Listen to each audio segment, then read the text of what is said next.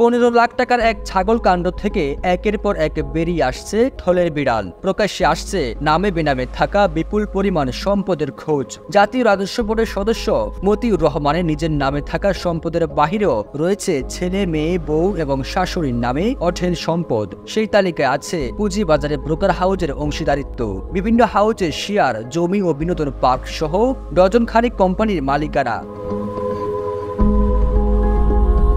সম্পদের পাহাড় রয়েছে তার প্রথম স্ত্রী লায়লা কানিজের নামে। বিপুল পরিমাণ সম্পদ গড়তে অত্যন্ত চাতুরতার পরিচয় দেন এনবিআর-এর এই কর্মকর্তা।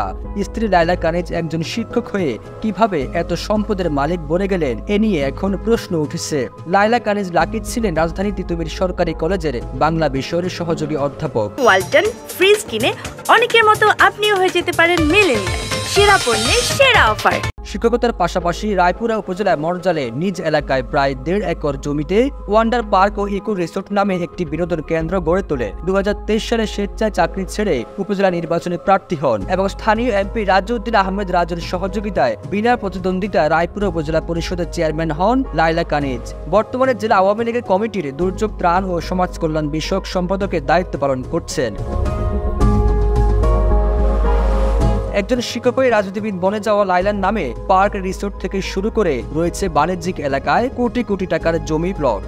এছাড়া রাজধানীর বসুন্ধরায় রয়েছে একাধিক বাড়ি, যেখানে স্বামী মতিউর রহমানকে নিয়ে বসবাস করেন। তার নির্বাচনী হলফনামা থেকে জানা গেছে, বাৎসরিক আয়, অ্যাপার্টমেন্ট, দোকান ও অন্যান্য ভাড়া থেকে তিনি পান 9,90,000 টাকা, কৃষিখাত থেকে 18 লাখ, শেয়ার, সঞ্চয়পত্র, ব্যাংক আমানতের লাভের অংশ থেকে পান 3,82,500 টাকা, আর উপজেলা চেয়ারম্যানের সম্মানী বাবদ পান 1,63,875 টাকা।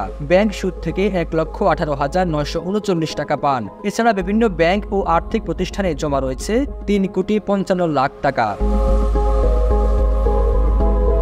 এদিকে নরসিংদীতে মতিউর রহমান ও লায়লা কানিজ দম্পতির রয়েছে একটি আলিশান ডুপ্লেক্স বাড়ি। কয়েক কোটি টাকা ব্যয়ে নির্মিত আধুনিক স্থাপত্যের বাড়িটি বেশ বিলাসবহুল।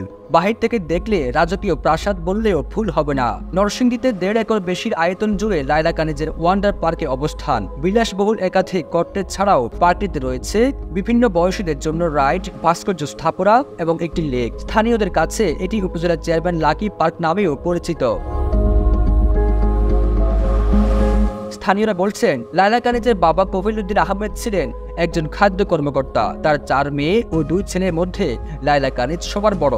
সরকারি কলেজে শিক্ষকতা করলেও রাজস্ব কর্মকর্তা মতিউর রহমানের সঙ্গে বিয়ের পর তার ভাগ্য খুলে যায়। গত 15 বছর তার সম্পদ লাফিয়ে লাফিয়ে বেড়েছে। তবে পূর্বে লাকিদের আর্থিক অবস্থা খুবই খারাপ ছিল।